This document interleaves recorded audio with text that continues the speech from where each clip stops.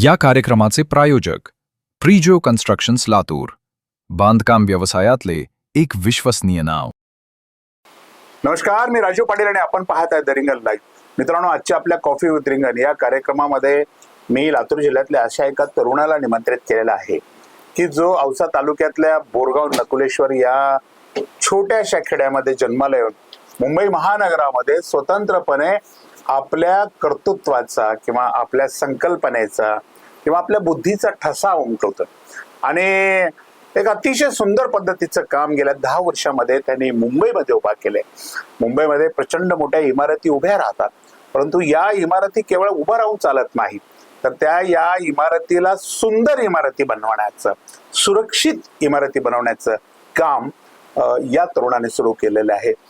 खुशी enterprises नामक एक firm registered करून या फर्मच्या माध्यमातून हा तरुण मुंबईमध्ये, पुण्यामध्ये किंवा महानगरामध्ये आपल्या कामाचा ठसा उमटवतो आहे.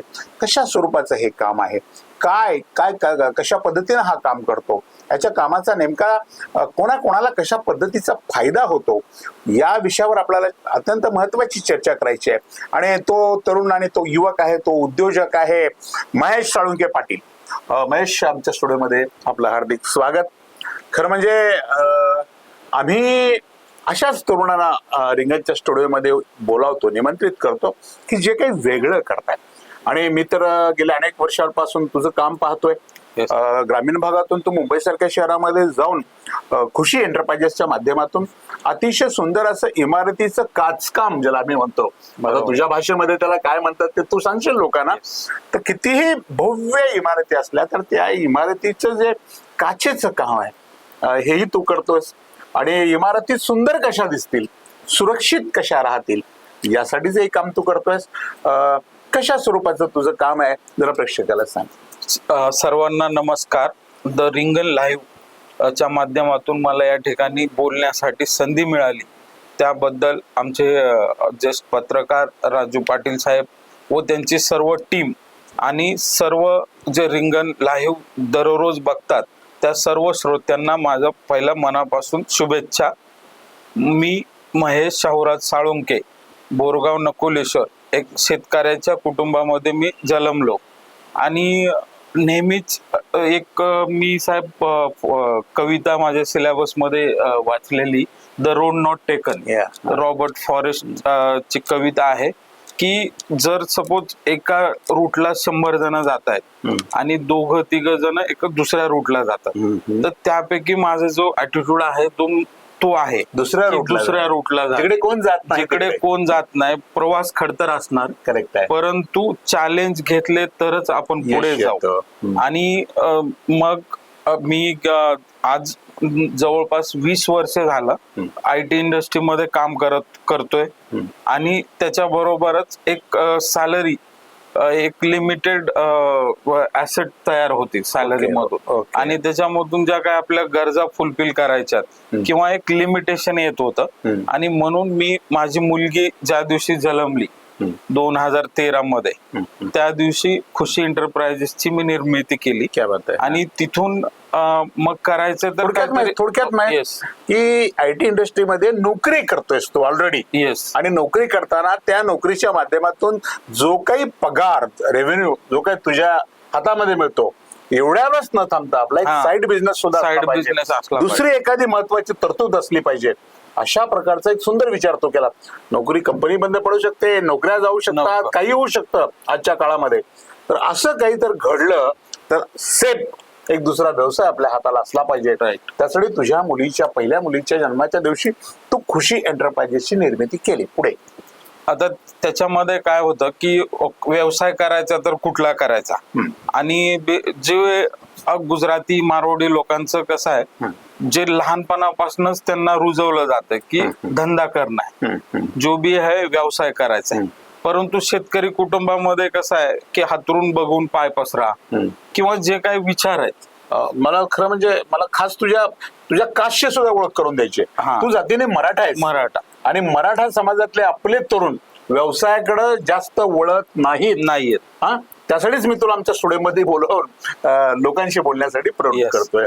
तर ह्याच्यामध्ये सांगायचा मुद्दा असा की एकतर जो मराठवाडा रिजन आहे आपला- लातूर जिल्हा औसा तालुका हा एकतरी शेतमजूर आणि शेतकरी या दोन गोष्टीवर आणि जे पुन्हा ह्याला शेतीला कनेक्टेड व्यवसाय या ठिकाणी आहेत जे की शुगर केन फॅक्टरी आहेत जे मोठमोठ्या पॉलिटिशियन लोकांचे आहेत हातात आहेत त्यांच्या. प्लस जे संस्था आहेत त्या पण एक प्रस्थापितांच्या आहेत. मग जो मिडल क्लास आहे किंवा शेतमजूर आहे यांना काहीच ऑपॉर्च्युनिटी नाहीये का, तर असं न करता ह्याला आपण कसं ओव्हरकम केलं पाहिजे ओके, छान. या उद्देशानं मी युट्यूब सारखं माध्यम आहे, वेगवेगळे प्लॅटफॉर्म आहेत, वेगवेगळे मेंटर आहेत, वेगवेगळे कॉन्फरन्स असतात. त्या कॉन्फरन्स मध्ये जाऊन मी सेल्फ असं कुठे 50 लाख कोर्स MBA वगैरे करून न करता जे आपल्याला आहे अभ्यास करून पुस्तकाच्या माध्यमातून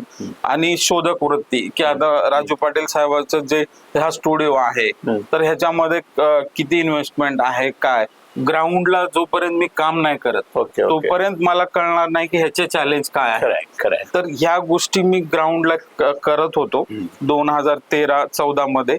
नंतर आनंद पाटील म्हणून गुरुवर्य आहेत जे बार्शीचे आहेत मंगळवेड्याचे, ते तिथे व्यवसायाने बिल्डर आहेत वास्तू ग्रुप म्हणून. तर ते त्यांचा मी विद्यार्थी होतो आणि मग ते बोलले की आपण ह्याला जर एक काम दिलं आणि त्या कामामध्ये जर त्यांनी व्यवस्थित काम केलं, प्रामाणिक काम केलं तर आपण त्याला आणि ऑपॉर्च्युनिटी देऊ आणि तिथे जर अपयश आलं तर त्याला आपण बाहेर काढू. तर हे जे ट्रस्ट होतं ते आपण जे देवळात म्हणा किंवा इकडे तिकडे शोधतो तर हा माणसातला देव हा मला तो भेटला आणि मग त्यांनी मला पहिलं काम दिलं तुला. पहिलं काम 4,20,000 रुपयाचं पहिली वर्क ऑर्डर मला भेटली जी माझ्या आयुष्यातली सगळ्यात मोठी वर्क ऑर्डर होती, जे वन टाइम अमाऊंट येणार होतं. एवढा मोठा रक्कम 4 लाख पहिल्यांदा हातामध्ये. आणि मग त्याच्यामध्ये जे टेक्निकल चॅलेंजेस असतात किंवा वेगवेगळ्या गोष्टी त्या मला शिकायला भेटल्या आणि मग मी तिथेच न थांबता वेगवेगळ्या क्लायंटला भेटलो. मग ते स्वतः हे केलं. आज माझ्याकडे हेमन इंटेरियर म्हणून खूप मोठा ब्रँड आहे, आरवाड इन्फ्रास्ट्रक्चर सारखे. आपल्या प्रेक्षकांना हे सांग की नेमकं तू काम काय करतोस. आता मी बेसिकली काम जे करतो ते ग्लास फसाड आणि ACP सीट म्हणजे ते काय असतं अत्यंत. तर आता लातूर मध्ये जे सर्वात मोठं उदाहरण बोललो तर DCC बँक आहे जी सर्वांना वेल नाऊन आहे. तर त्या DCC बँकचं जे स्ट्रक्चर आहे बाहेरचं आउटर स्ट्रक्चर ते माझ्या भाषेमध्ये ACP सीट आणि ग्लासचं स्ट्रक्चर आहे. ओके. प्लस इथे कैलास कॉम्प्लेक्स म्हणून एक आहे ग्लास किंवा झोडिओ आता रिसेंटली औसा रोडला झालेलं. प्लस रिलायन्स यशोदा थिएटरकडे एक हे रिलायन्स ट्रेंड म्हणून आहे. असे जे लार्ज स्केलवर ग्लास आणि ACP जे दिसण्यासाठी पण चांगलं आहे, कॉस्ट इफेक्टिव्ह आहे. कारण आज जर आपण बघितलं तर खूप प्रमाणामध्ये रेती उपसली जाते आणि आपण रेतीचं जंगल उभा करतो. त्याच्यामध्ये हे जे आहे हे सोल्युशन बेस आणि लॉंग टर्म प्लस दिसायला खूप छान. बांधकामातली ही नवी क्रांती आहे. हो, कारण आज जर मेजॉरिटी जर तुम्ही BKC म्हणून एक एरिया आहे मुंबईमध्ये बांद्रा कुर्ला कॉम्प्लेक्स, तिथे जर मेजर कुठल्या बिल्डिंग्स असतील तर त्या ग्लासच्या बिल्डिंग आहेत. तर तिथे मी UTI BKC म्हणून माझ्याकडे क्लायंट आहे. त्यांच्याकडे आपण 2018 पासून त्यांना सर्व्हिस प्रोव्हाइड करतो as a maintenance. Plus 17 plaza वाशीला एक 2.5 एकर मध्ये मॉल आहे, तिथे मी मेंटेनन्सचे कामं घेतो त्यांचे. तर हे असं म्हणजे आपलं जे द रिंगण लाईव्ह कॉपी च्या माध्यमातून मी सर्व मराठवाड्यातील म्हणा किंवा महाराष्ट्रातल्या सर्व लोकांना मी सांगतो की प्लॅन A आणि प्लॅन B हा तुमच्या डोक्यात राहणं गरजेचं आहे आणि तो इम्प्लिमेंट होणं गरजेचं आहे, जेणेकरून आपल्या मनामध्ये ज्या इच्छा आहेत, ज्याच्यामध्ये आपल्याला आवड आहे, त्या आवडीतूनच आपण व्यवसाय निर्माण करणं आणि तो त्याच्यातून रोजगार निर्मिती हे आज देशाला खूप मोठं गरज आहे. महेश, आता तू हे काम करत असताना तू एकटा थोडंच करतोय, तुला तर सर्व्हिस आहे, तुझ्याकडे एक टीम असेल. बरोबर. साधारण किती लोकांची टीम आहे? आता माझ्याकडे 15 लोक आहेत. ओके ऑनगोईंग 15 लोक आहेत. आणि मी जे काही केस स्टडी रीड केल्या त्याच्यामध्ये सगळ्यात एक ओला उबेर जर तुम्ही नाव ऐकून असाल तर ओलाचं कसं आहे, ओनर जाऊन गाडी नाही चालवत परंतु त्याच्या अकाउंटवर एक पर्टिक्युलर पर्सेंटेज येतं आणि त्या पर्सेंटेज वर तो खूप मोठा टर्नओव्हर करतो, रोजगार निर्मिती करतो. तर ते मॉडेल मी माझ्या जवळ ठेवून जे ग्राउंडला फॅब्रिकेटर असतात, जे 1-2-3 लोकांची टीम असते, अशा टीम मी हाताशी धरून त्या टीमला आणखी कसं वेल ट्रेन, वेल जे एक बीव्हीजे ग्रुप सारखा खूप मोठा ग्रुप आहे, तर तशा स्केल मध्ये आपल्याला जेवढं बजेट नुसार कॉस्ट इफेक्टिव्ह कसं ट्रेन करून त्यांना आम्ही ग्राउंडवर काम करतो. आणि ते स्किल लेबर आहेत जे आज आमच्याकडे हे आहे स्पायडर म्हणून आहे, स्पायडर टेक्निक. तो 20 माळ्याहून रस्सीवर उतरतो परंतु सेफ्टी उतरतो. असं नाही की रॅन्डमली चढला आणि उतरतो. धोकादायक काय नाही, हा, त्याचं जे किट आहे, त्याचे जे सेफ्टी ऍसेट आहेत त्या सर्व फॉलो करून जे कॉर्पोरेशनचे अधिकारी आहेत त्यांचं व्हेरिफिकेशन करून, म्हणजे जे काही नॉर्म्स नियमानुसार व्यवसायाला कुठेही आपण हे नाही करायचं की जो एक काहीतरी जे टेक्निकल एक्सपर्टीज आहेत त्याला डावलून काम रिस्की नाही करायचं. आणि आज सुदैवानं 10 वर्ष झालं ह्या व्यवसायामध्ये मी काम करतोय. आणि इथे जे मला बोलण्याची इच्छा होती द रिंगल लाईव्हला, त्याच्यामध्ये माझा मेन जो उद्देश आहे की लातूर मधून आलं, जिथं माझं जन्मभूमी आहे, इथे काहीतरी मला काम करता येईल म्हणून मी द रिंगल लाईव्हच्या माध्यमातून आपल्याला सुसंवाद साधत आहे. आता मला सांग की खूप छान, म्हणजे तुझं अभिनंदन केलं पाहिजे की आपला जिल्हा, आपली माती आहे आणि आपल्या मातीमध्ये तुझ्या कर्तृत्वाचे पंख लोकांना दिसले पाहिजे, यासाठी तुला काम करायची तुझी इच्छा आहे. बरोबर. परंतु त्यासाठी लातूरचे जे बिल्डर्स आहेत किंवा ज्यांनी मोठमोठ्या इमारती उभ्या केलेल्या आहेत, या लोकांना जर तुझ्याशी संपर्क करायचा असेल किंवा तुला भेटायचं कुठं, तुझा संपर्क कुठे करायचा किंवा तुझं कार्यालय नेमकं कुठं आहे, त्या संदर्भात. आता मी सध्या तरी तळोजा फेज 1 मध्ये माझं ऑफिस आहे. तळोजा फेज 1, नवी मुंबई मध्ये. आणि त्या ठिकाणी मी तिथून काम ऑपरेट करतो. परंतु माझी जी टीम आहे, आज आम्ही 3 राज्यामध्ये काम केलंय. बँगलोर मध्ये काम केलं, कर्नाटक स्टेट मध्ये, गोव्यामध्ये काम केलं आणि महाराष्ट्रामध्ये औरंगाबाद, पुणे या ठिकाणी आम्ही काम केलेलं आतापर्यंत. आणि वेगवेगळे क्लायंट आहेत, त्यांचा फीडबॅक आहे, पोर्टफोलिओ आहे आपला चांगला, आणि त्याच्यामुळे आम्ही कुठेही काम करू शकतो. कारण जे काम आहे ते साइड टू साइड असतं. फॉर एक्झाम्पल आता या ठिकाणी जर मदने म्हणून खूप मोठे नामांकित बिल्डर आहे लातूरमध्ये, तर त्यांना जर मला सर्व्हिस द्यायची आहे तर त्यांच्या साइडवर काम आहे. मग माझी जी लेबरची टीम आहे ते तिथे राहते आणि आम्ही किंवा माझा जो सुपरवायझर आहे, मॅनेजर आहे, तो वीकली व्हिजिट करून तिथे चालू आहे का काम, क्लायंटचं सॅटिस्फॅक्शन, त्याचा वर्क रिपोर्ट, असं टेक्निकली एकदम स्मूथली आम्ही ते डिलिव्हर करतो पूर्णपणे. रिंगल लाईव्हच्या प्रेक्षकांसाठी किंवा इच्छुकांसाठी आमच्या स्क्रीनवर महेशचं नाव येत आहे आणि त्याच्यासोबत पूर्णपणे त्याचा मोबाईल नंबर आणि त्याच्या कार्यालयाचा पत्ताही तुमच्या समोर येतोय. ज्यांना अशा पद्धतीचं अतिशय सुंदर असं वर्क आपल्या इमारतीवर करायचं, त्यांनी महेश बरोबर संपर्क करायचा आहे. महेश लातूर हे आपलं खूप पुढे गेलेलं आहे. तू आता मदने साहेबांचं नाव सांगितलंस तू की ते लातूरचे मोठे बिल्डर आहेत. ते तर मोठे बिल्डर आहेतच आहेत, पण लातूरमध्ये आपले 100 मोठे बिल्डर आहेत. बरोबर. आणि खूप मोठं काम तू खरंच, म्हणजे लातूरच्या लोकांपर्यंत तू पोहोचलास किंवा तुझं एखादं काम लातूरच्या लोकांनी केलं तर तुला मुंबई पुण्यामध्ये काम करायला वेळ मिळणार नाही, इतकं काम आपल्या लातूरमध्ये निर्माण झालेलं पूर्णपणानं आहे. आम्ही रिंगल लाईव्हच्या माध्यमातून लातूरच्या तमाम बिल्डर बंधूंना विनंती करतो की आपल्या जिल्ह्यातला, ग्रामीण भागातला आपला तरुण मुंबईमध्ये जाऊन काम करतोय, या तरुणाला आपण आपल्या जिल्ह्यामध्ये संधी दिली पाहिजे. आणि आपली इमारत किंवा आपण जो प्रोजेक्ट राबवत आहे, हा प्रोजेक्ट अधिक सुंदर कसा होईल, अधिक सुरक्षित कसा होईल, त्याचा आपण प्रयत्न केला पाहिजे. आणि दुसरं, आता बांधकामामध्ये जी नवीन टेक्नॉलॉजी आता निर्माण झालेली आहे, की केवळ आता त्याच्यामध्ये माती, विटा, ही जुनी जी पारंपरिक आपली पद्धत होती, ही पद्धत बदलून आता काचेच्या इमारती उभ्या राहत आहेत. आणि काचेच्या इमारतीचं सर्वांनाच खूप मोठं आकर्षण सुद्धा वाटतं आहे. आता एक जुडिओ स्टुडिओ इथे उभा राहिला, आम्ही तो 1 मिनिटात गाडी थांबून पाहतो की हे काही नवीन आहे.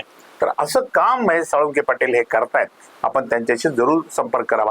लातूरच्या तमाम नागरिकांना महेश तू काय काय संवाद करू इच्छितो? आता कसं आहे, लातूर पॅटर्न म्हणून तर नाव लोकांना आलेलं आहे. मी स्वतः राजर्षी शाहू महाविद्यालयाचा विद्यार्थी आहे. लातूरमध्ये किमान 10 वर्ष माझे एज्युकेशन बेस होतं, परंतु आता जे 10 ते 15 वर्ष मी काम करतोय ते मुंबईमध्ये करतोय. परंतु मुंबई आणि लातूर ह्याच्यामध्ये जे लँडचं किंवा जे ग्रोथ आहे त्याच्यामध्ये खूप सारा कॉम्पिटेटिव्ह कम्पॅरिझन आहे. अच्छा. म्हणजे फॉर एक्झाम्पल मुंबईमध्ये जर एक 30 लाखाला 1 BHK आहे तर तो लातूरमध्ये पण 30 लाख पर्यंत आहे. म्हणजे रेट जे कम्पॅरिझन आहे, स्पर्धा लातूर आणि मुंबई इक्वल आहे. प्लस खूप सारे बिल्डर्स पण लातूर म्हणजे मुंबईमध्ये जे काही टेक्नॉलॉजी आहेत, जे काही मटेरियल त्या धर्तीचं लातूरमध्ये काम आहे. आणि हे एक रोजगार म्हणून केवळ गव्हर्नमेंटच्या नोकऱ्या प्रत्येकालाच लागेल हे शक्य नाहीये. तर जो कोणी इथे लोकलला काम करतो त्यांनी पण स्वतः प्युअरली फक्त एज्युकेशन बेस किंवा ज्या वेगवेगळ्या गोष्टी आहेत हे न करता आणि काय ऍडिशनल आपल्याला करता येईल का? जसं आता मी एक वेगळा मार्ग हे केला आणि त्याच्यामधून हे केलं, तसं वेगवेगळ्या ऑपॉर्च्युनिटीज आहेत. AI टेक्नॉलॉजी आज 2-3 वर्ष झालं ग्लोबली अडॉप्ट करणं गरजेचं आहे. अगदी खरं. कारण त्याच्यामधून जे कॉस्ट इफेक्टिव्ह आहे आता सर्वांनी स्वीकारला पाहिजे. कारण एक मी असंच उदाहरण ऐकलं की 20 जण होते, 10 जणांच्या हातामध्ये मोबाईल दिला आणि 10 जणांच्या हातामध्ये नव्हता दिला मागच्या 10 वर्षाखाली किंवा 15 वर्षाखाली. तर ते जे मोबाईल आहे आता त्याचा काही मिसयूज पण आहे, तर तो जर सोडला तर टेक्निकली ज्या गोष्टी हे आहेत त्याच्या व्हॅल्युएबल आहेत, तसं प्रत्येक नागरिकानं जे व्हॅल्युएबल आहे ते अडॉप्ट करणं आणि त्याच्यातून स्वतःचा ग्रोथ करणं, फायनान्शियली परिवाराचा ग्रोथ करणं हे खूप महत्वाचं आहे. महेश, तरुणांना खास करून आपल्या लातूर जिल्ह्यातल्या बहुजन तरुणांना, मी शब्द प्रयोग करतो, बहुजन तरुणांना तू काय आव्हान करशील? एक सर्वसाधारण म्हणजे पहिलं आपण जनरली माझा जो एक्सपिरियन्स आहे, मी माझ्याकडे उत्तर प्रदेश, बिहार ह्या राज्यातले जे मुलं आहेत ते शिकलेले कमी आहेत बघायला गेलं. कारण तिकडे जो एज्युकेशन हार्ड वर्कर आहेत आणि हार्ड वर्कर आहेत. तर त्या धर्तीवर म्हणजे थोडक्यात आता मी जेवढे पुस्तकं वाचले तर मी आहे मराठा समाजाचं, तर सिंपल डोक्यावर बर्फ, जिभेवर साखर आवश्यक असलेली गोष्ट आपली, जिभेवर साखर आणि काम करायचे. सुरुवातीला म्हणजे एक साधं गणित आहे की तुम्ही जर 1000 डे तुम्ही व्यवसायाला दिलात तर पुढचं मरेपर्यंत तो व्यवसाय तुम्हाला जगवतो. क्या बात आहे. तर ह्या गणितामध्ये जर तुम्ही यशस्वीपणे प्रत्येकाने, इव्हन मी स्वतः राजू पाटील साहेब, त्यांचा स्टाफ किंवा प्रत्येक लातूर मधला व्यक्ती त्याने ठरवलं पाहिजे की कमीत कमी 2 ते 3 वर्षे ग्राउंड वर काम केलं पाहिजे. जे पण कष्ट घेतले पाहिजे, कष्ट घेतलं पाहिजे, त्याचा अभ्यास केला पाहिजे. टेक्निकली आपण त्याच्यामध्ये कसे साऊंड होऊ, कसे फिट होऊ, ते ऍक्सेप्ट केलं तर लॉंग टर्म साठी आपला ग्रोथ होणार. अगदी खरं. तर मित्रांनो, आपण ऐकलं, मुद्दाम होऊन या तरुणाला महेश जेव्हा गावी आला असं मला कळलं तेव्हा मी खास माझ्या यंत्रणेमार्फत त्यांची संपर्क केला आणि तुमच्या समोर त्याचे विचार ठेवले, त्याचं काम ठेवलं. हेतू असा आहे की हे आपण सगळ्यांनी केलं पाहिजे.